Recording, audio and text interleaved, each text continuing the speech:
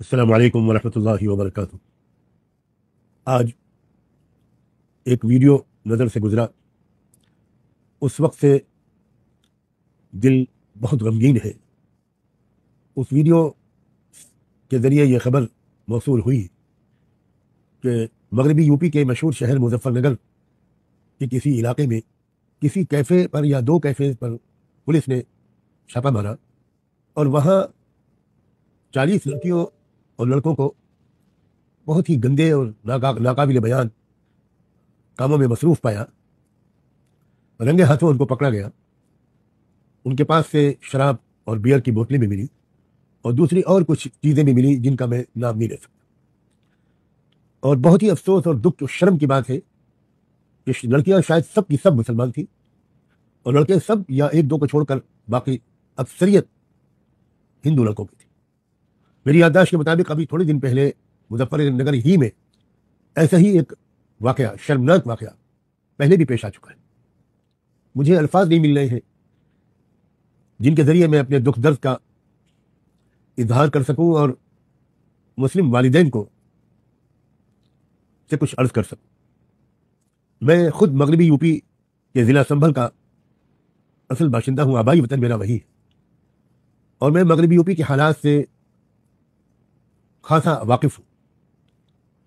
ویسے تو یہ بے حیائی اور بے شرمی کی وبا، آندھی اور سونامی پورے ملک میں چل رہی ہے، پوری دنیا میں شاید چل رہی ہے، لیکن میری معلومات کے مطابق مغربی یو پی کے وہ اضلاع جہاں مسلمان بہت خوشحال ہیں اور اکثریت میں ہیں یا بڑی تعداد میں، وہاں کی صورتحال بہت بری ہے، بہت بری ہے، بہت بری ہے۔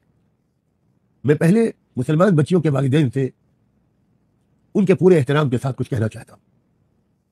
کیا یہ بات صحیح نہیں ہے کہ آپ نے اپنے بچوں اور بچیوں کی تربیت کی طرف دھیان نہیں دیا؟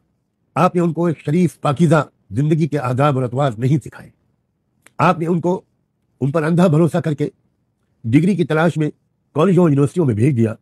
بالکل خبر نہیں لی آپ نے کہ کالج میں وہ تعلیم حاصل کر رہی ہیں یا اخلاق بیچ رہی ہیں، کردار کا سودا کر رہی ہیں، اسلام کو بدنام کر رہی ہیں۔ ماؤں سے بھی عرض کرتا ہوں اور باپوں سے بھی، کیا یہ بات صحیح نہیں ہے کہ اصل قصور آپ کا ہے؟ تربیت میں کمی، نگرانی میں کمی، باخبر رہنے میں کمی، اندھا بھروسہ۔ آپ کیا واقف نہیں ہے کہ باہر کا ماحول اور کالجوں کا ماحول بہت خراب ہے؟ میں آپ سے درخواست کرتا ہوں کہ خدا کے لیے اب ہوش میں آئیے اور اپنے بچوں اور بچیوں کو ایک پاکیزہ زندگی کے آداب سکھائیے، ان کی تربیت کیجیے، ان کے ذوق و مزاج کو ایسا بنائیے کہ وہ گھن کریں ان گندی حرکتوں سے۔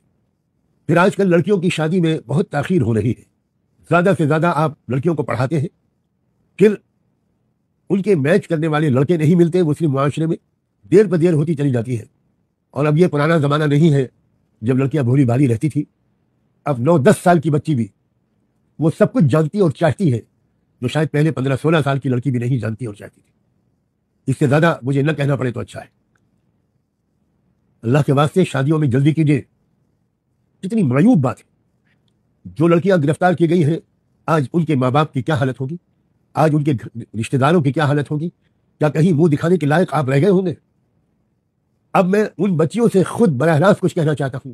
میری بچیوں، تم میں سے کسی کا نام عائشہ ہوگا، فاطمہ ہوگا، خدیجہ ہوگا، کسی کا نام زینب ہوگا، کلثوم ہوگا، رقیہ ہوگا۔ تم جانتی ہو یہ کیسی عظیم عورتوں کے نام تھے؟ تم جانتی ہو تو تم کس رسول پاک کی امتی ہو؟ میری بچیوں، تم مسلمان ہو، اسلامی تہذیب پر عمل کرو۔ جو غلطیاں ہو گئی میں صرف تم سے یہ کہتا ہوں اور بڑی محبت کے ساتھ کہتا ہوں، اب گڑ گڑا کر رو رو کر اللہ سے معافی مانگو، توبہ کرو، اپنی زندگی کو بدلو، نماز پابندی سے جی لگا کر پڑھو، قرآن سے اپنے تعلق کو بڑھاؤ۔ کیا تم کو احساس نہیں ہوتا کہ تمہاری عمر کی لڑکیاں مسجد اقصی کی حفاظت میں جانیں دے رہی ہیں، شہید ہو رہی ہیں، سینے پر گولیاں کھا رہی ہیں؟ ان کی تمنائیں، ان کا کیریکٹر، ان کا کردار، ان کے جذبات کیا ہے؟ اور میں اس سے زیادہ کہہ کر تمہارا دل دکھانا نہیں چاہتا کہ تم خود اپنے گریبان میں جھانک کر دیکھو کہ ان کا کردار کیا ہے اور تمہارا کردار کیا ہے، ان کی مشغولیتیں اور دلچسپیاں کیا ہیں اور تمہاری مشغولیتیں اور دلچسپیاں کیا ہیں۔ کیا تم اس بات کو نہیں سمجھتی کہ جن لڑکوں کو تم اپنا دوست سمجھ رہی ہو وہ تمہارے بدترین دشمن ہیں؟